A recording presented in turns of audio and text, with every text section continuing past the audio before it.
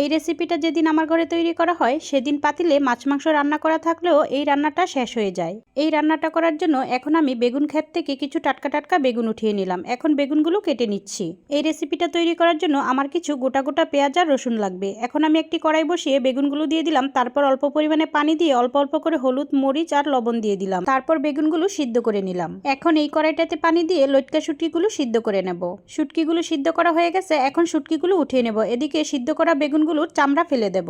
তারপর আবারও কড়াই বসিয়ে দিয়ে দিলাম তেল আর দিয়ে দিলাম গোটা পেঁয়াজ আর গোটা রসুন। এখন একটু নেড়েচেড়ে দিয়ে দিচ্ছি গোটা কিছু কাঁচামরিচ। তারপর সিদ্ধ করে রাখা শুটকিগুলো দিয়ে কিছুক্ষণ ভেজে নেব। এখন দিয়ে দিচ্ছি মরিচের গুঁড়া, হলুদের গুঁড়া, ধনিয়ার গুঁড়া আর স্বাদমতো লবণ। তারপর অল্প পরিমাণে পানি দিয়ে সব মশলাগুলো ভালোভাবে নেড়েচেড়ে কষিয়ে নিয়েছি। এখন দিয়ে দিচ্ছি পাকা পাকা টমেটো। তারপর দিয়ে দিলাম সিদ্ধ করে রাখা বেগুন। সবশেষে দিয়ে দিচ্ছি ধনিয়া পাতা। এখন নেড়েচেড়ে রান্নাটা কমপ্লিট করে নেব। ভিডিওটা ভালো লাগলে লাইক, কমেন্ট, শেয়ার করে দিও। সবাই ভালো থেকো। আল্লাহ হাফেজ।